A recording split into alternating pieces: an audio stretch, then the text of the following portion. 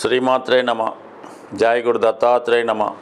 ఈ వీడియోలో మనం సెప్టెంబర్ 1వ తారీఖు నుంచి 7వ తారీఖు మధ్యలో జరగబోయే వార ఫలాలు కర్కాటక రాశి వారికి ఏ విధంగా ఉండబోతున్నాయి అన్న విషయాన్ని పరిశీలిస్తే, మరి ఒక విధంగా కర్కాటక రాశి వారికి ఒక అద్భుతమైనటువంటి ధన యోగం ఈ వారం ప్రారంభమైంది.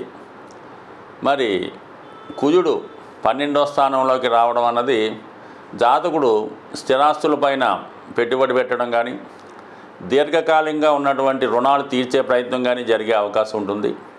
అలాగే స్నేహితుల కొరకు, రక్త సంబంధికుల కొరకు ఏదైనా ధనాన్ని ఖర్చు పెట్టవలసి ఉంటుంది. మరి ముఖ్యంగా కర్కాటక రాశి వారికి కుజుడు యోగకారకుడు అవడం వల్ల చంద్రుడి కన్నా వీడి యొక్క జాతకంలో కుజుడి యొక్క బలమే ఇంపార్టెంట్గా ఉంటుందన్నమాట. కుజుడు ఎంత బలంగా ఉంటే ఈ కర్కాటక రాశి వారు జీవితంలో అంత సామర్థ్యవంతంగా జీవితంలో పైకి రాగలరు.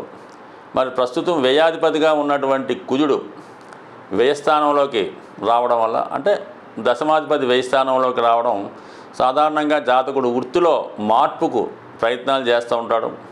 అలాగే ప్రస్తుతం అది ఏదైనా వ్యాపారం లాంటిదైనా నిర్వహిస్తుంటే దాన్ని కంప్లీట్గా క్లోజ్ చేసి వేరే ఉద్యోగంలోకి కానీ లేదంటే వేరే ప్రాంతానికి మైగ్రేట్ అయ్యి అక్కడ తన జీవితాన్ని ప్రారంభించడం కానీ జరిగే అవకాశం ఉన్నది.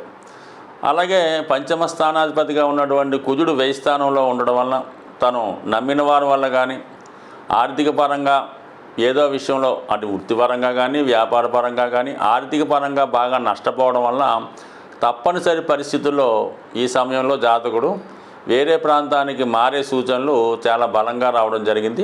అలాగే వృత్తి కూడా ఇతనైనా వ్యాపారం లాంటిది ఏమైనా చేస్తుంటే సాధ్యమైనంత వరకు అది కంప్లీట్గా క్లోజ్ అయ్యే స్థితికి వచ్చే సూచనలు కనబడుతున్నాయి. కాబట్టి మరి ఈ సమయంలో ఈ కర్కాటక రాశి వారు ఎట్టి పరిస్థితుల్లో కూడా ఎటువంటి కంగారు పడకుండా కొద్ది రోజుల పాటు వెయిట్ చేస్తే సమస్యలన్నీ కూడా సాల్వ్ అయ్యే సూచనలు బలంగా ఉన్నాయి. అంటే ఇక్కడ మనకి ధనస్థానంలో ఈ సెప్టెంబర్ 4వ తారీఖు నుంచి ఒక ధనయోగం ఏర్పడబోతుంది.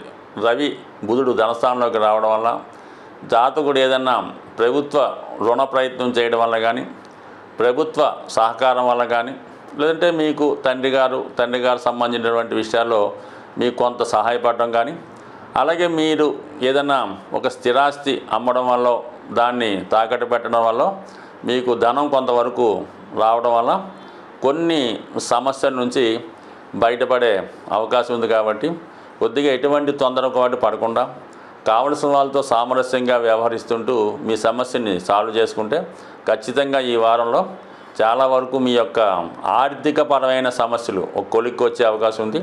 దీని కొరకు మీరు వ్యాపారాన్ని క్లోజ్ చేయడం కానీ, లేదంటే వేరే వాళ్ళకి ఇవ్వడం కానీ, ఉద్యోగాన్ని మారడం కానీ, ఇలాంటి ప్రయత్నాలు ఏవి చేయకుండా ఉంటే, జాగ్రత్తగా ఉంటే ఖచ్చితంగా ఈ వారం చివరిలో మీ యొక్క అన్ని సమస్యలు సాల్వ్ అవుతాయి.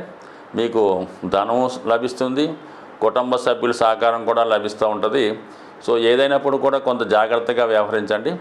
ఎటువంటి పరిస్థితుల్లో కూడా అన్నదమ్ములతో కానీ, స్నేహితులతో కానీ, మీకు డబ్బు సహాయం చేసిన వారితో విరోధం తెచ్చుకునే ప్రయత్నం చేయొద్దు.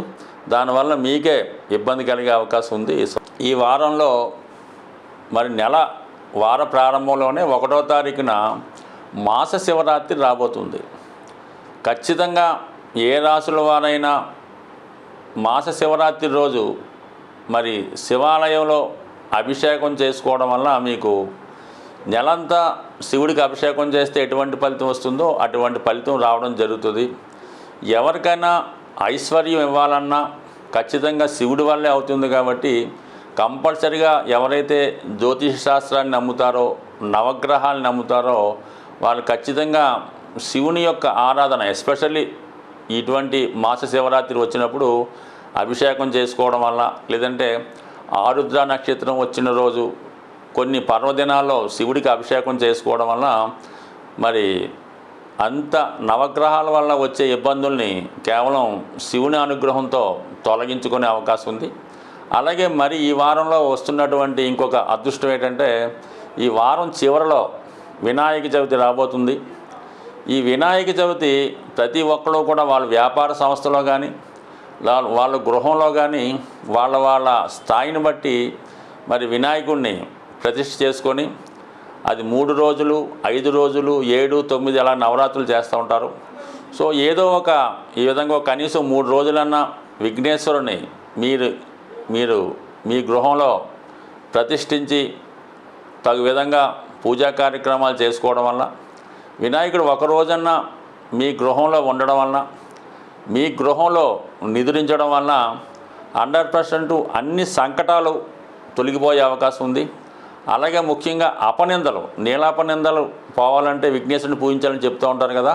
ప్రస్తుతం ఏంటంటే నీలాపనిందలు అవి పెద్దగా ఎవరు పట్టించుకోరు, కానీ రుణాలు, అప్పులే పెద్ద ప్రమాదం అన్నమాట. అటువంటి అప్పుల నుంచి బయటపడాలంటే కంపల్సరిగా ఈ వినాయక చవితి రోజు కనీసం ఒక రోజన్నా మీ గృహంలో విఘ్నేశ్వరుడు కొలువై ఉండే విధంగా, ఒక రాత్రి మీ గృహంలో ఉండే విధంగా, నిద్రించే విధంగా చేసుకుంటే 100% రాబోయే రోజుల్లో ఆర్థికపరమైనటువంటి సమస్యల నుంచి బయటపడుతూ ఉంటారు.